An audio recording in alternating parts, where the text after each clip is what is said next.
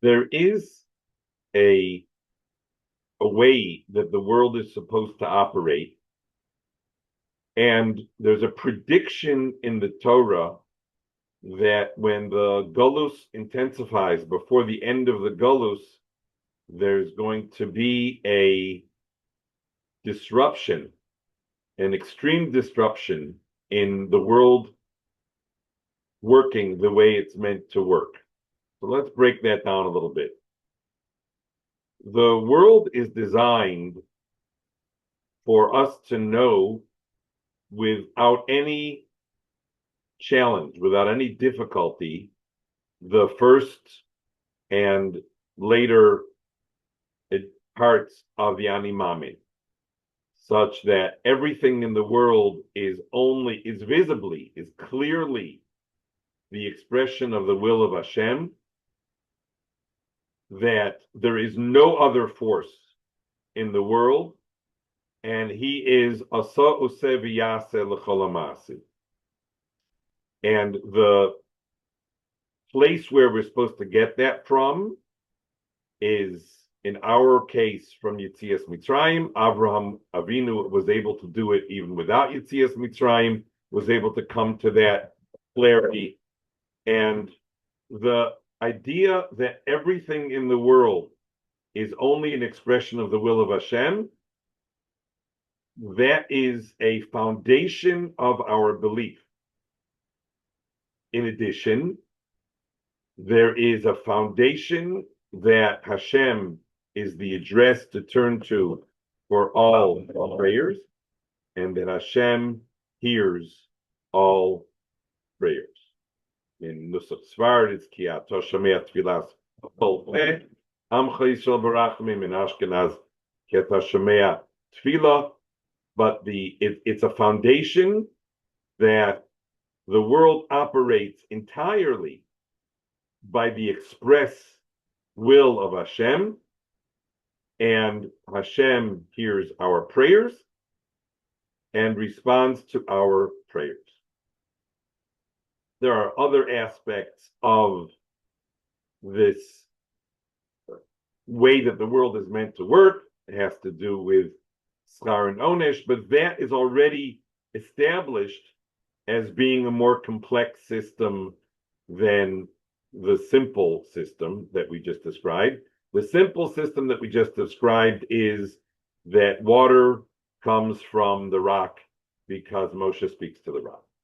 That's the simple expression, is that Hashem brings water, and there is no intermediary.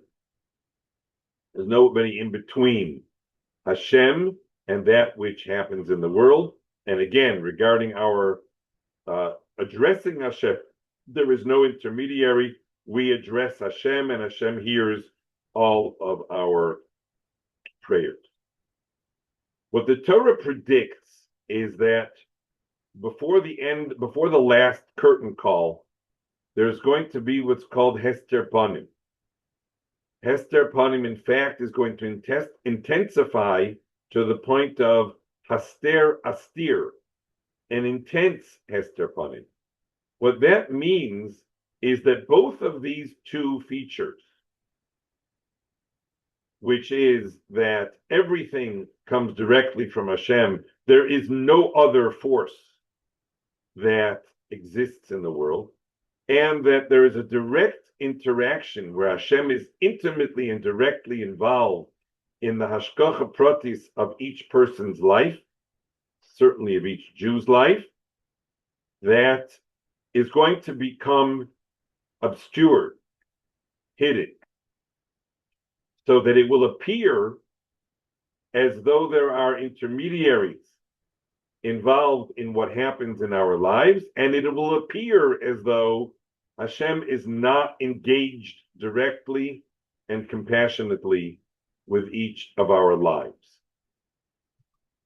That idea of Hester Panim is both predicted in the Torah, and the Navi in Yechezkel says that when Mashiach comes, that's the first thing to go. Velo astir, there will no longer be any Hester Panim. This is a temporary state which we are subject to, which causes people to lose the connection. And if you want to understand what that means, you might want to say that in the world of technology, in the world where more things work, the Hester becomes more intense because it is harder to recognize that the technology is only the way in which Hashem is expressing his will. If you want to get to a place where it's almost hard to say the words, where the airplane that just brought you from Tel Aviv to JFK, and hopefully the airplanes are only going to bring you from JFK to Tel Aviv. That's all the airplanes are going to do. Nobody's going to be going the other way. But the airplane that just brought you from Tel Aviv to JFK is no more the technology than the rock that Moshe spoke to in Hashem's name and it gave forth the water. That Hashem gave the insight to about aerodynamics and about the principles of how it is that if you have uneven airflow above and below a wing, there's lift. All of that is simply an expression of the will of Hashem, and there is no other because. So whenever there is another because in a person's sentence about anything at all that happens in the world, that means that we are subject to Hester Panim. And that is what Hester Panim does. And if a person points to, but I asked for such and such and it didn't happen. So again, there's an element of, or maybe an intense element of Hester Panim. So living in a time of Hester Panim, it forces us to ask, what are we meant to do about that? How are we meant to handle that? What are we meant to do with this incredible illusion? The illusion that is so pronounced, it's so profound, and every day a technology emerges that pushes us further into the zone of Hester Panim, where the person who takes out his pen and tries to write with his pen doesn't think that Hashem just enabled me to write. He thinks that the pen works. The pen somehow has an independent existence and a quality that allows it to work independently. Oh, of course, if you give him a test and you ask him, did Zeus make the pen work or did Hashem make the pen work? So 9 out of 10 people, they'll give you the right answer. But it isn't what they thought when they pulled the pen out of their pocket. They pulled the pen out of their pocket, they worked with an assumption that the pen works. I'm sitting here in front of a screen where you're sitting in various places, and luckily, I have no idea how this works. So for me, this is just the same as water coming out of the rock, because I have absolutely no idea how this technology actually works. So I'm at an advantage. The advantage is that I don't find myself thinking about anything else other than the Ratzon Hashem when I behold this remarkable technology. It's obvious to me that it's the hand of Hashem because I don't know better. I don't know any other explanation. There's no wires, there's no anything. I just clueless. So clueless has a little bit of an advantage. It's not necessarily a durable advantage because people learn and they find out, they inquire about how things work, and suddenly things work independent of Hashem. So that state of Hester Panim, where cause can be attributed to something other than HaKadosh Baruch Hu, where the relationship of Hashgacha Pratis, of Hashem's direct involvement with our lives, becomes obscured, that is the feature that will allow us to restore our relationship with Hashem. How so? The pasuk tells us that even in that very dark world of Hester Panim, you will be able to find Hashem. Ki sidrishenu b'chol levavcha b'chol nafshech. The task of living in a time of Hester Panim is to put ourselves fully with everything that we have to look past the smokescreen of Hester Panim. That means that everybody can do this. So that means that nobody can do it fully, because if you have something that challenges everybody in the world, then nobody can do it fully. Everybody is going to be credited with however much they invest. Or when we are redeemed, Be'ezer Hashem B'karov, how much we invested in getting past the smokescreen. And so it needs to be done in very small steps. It needs to be done first with those things that we really don't have any other explanation for. It's relatively easy to say that the makos, let's say barad, is the hand of Hashem. I mean, how many people can understand how it is that ice and fire coexist? They've never seen anything like that. And because nobody's ever seen anything like that, it's not so hard to jump into the world of Ha'aras Panim. Well, of course, I get it. But it's harder when we start to have a little bit of an explanation. When we start to have a little bit of a sense of how something works, that's when the challenge begins.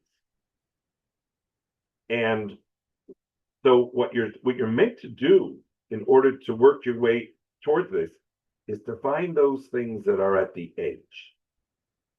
Find those things that don't really lend themselves to a simple because that is other than a Kadosh Baruch Hu. Rather, things that jump out at you, that when they jump out of the water, the fish slaps you across the face. So when you start with those, you've made a little bit of an inroad into this world of Hester, and you're not as trapped as you were before in the world of absolute Hester. So this movement to things that are relatively speaking obvious is going to be very personal. You can't convince somebody else that something is clearly the hand of Hashem, because that wouldn't be a drasha b'chol levavcha b'chol nafshecha. It's never going to be, don't you see? Their child was born on their anniversary. It's not going to work. You're not going to be able to draw somebody else into this avoda of piercing the Hester Panim because it doesn't speak to them. The only way that you can get through one level, another level, one rung, another rung of Hester Panim is by grabbing onto that which resonates for you as being an expression of Hashem's involvement. And as you grab the obvious things, you'll notice a tremendous siyata d'shmaya, which will give you the ability to grab another layer and another layer. How far can you go? There's no way of saying that. That's up to your ratzon. It's up to siyata d'shmaya. It's not like you can make a little announcement. If you do this, like Tai Chi walking, you do it 7 minutes a day and then your belly will get, that's not going to work like that. It's going to work with each person doing as much of this process of grabbing from things like Yetzias Mitzrayim, things that you can't explain, grabbing those and drawing them back in to your clarity. This I do know is the involvement of Hashem, or this tefillah was indeed answered, then when you inch your way to the things that are obvious, you're in a place of drawing on Siyata Dishmaya. Kodesh Baruch Hu guarantees it, that you will be able to find his presence, and you will be able to restore the sense of Emunah and Ha'aras Panim and Hashgacha Pratis, even in the darkest times of Hester Panim. And by so doing, you are doing essentially what this Golus is meant for us to do. I mean, you're essentially grabbing the victory from the clutches of defeat. There's the intense Golus that we're exposed to. Doesn't seem as though there's a lot of things that we can do that they couldn't do 100 or 200 years ago. We're certainly not going to produce another Rabbi Akiva Eger, another Chassam Sofer. I mean, we're certainly not producing something that's going to outdo what we already had. But there is something that we can do that the world was never as deeply entrenched in Hester Panim as it is now. And so a room was left for us in our world, in our state, in our depth of Golus, to be able to express our relationship with Hashem in the most profound possible way. It may seem primitive, but it's the task that was granted us.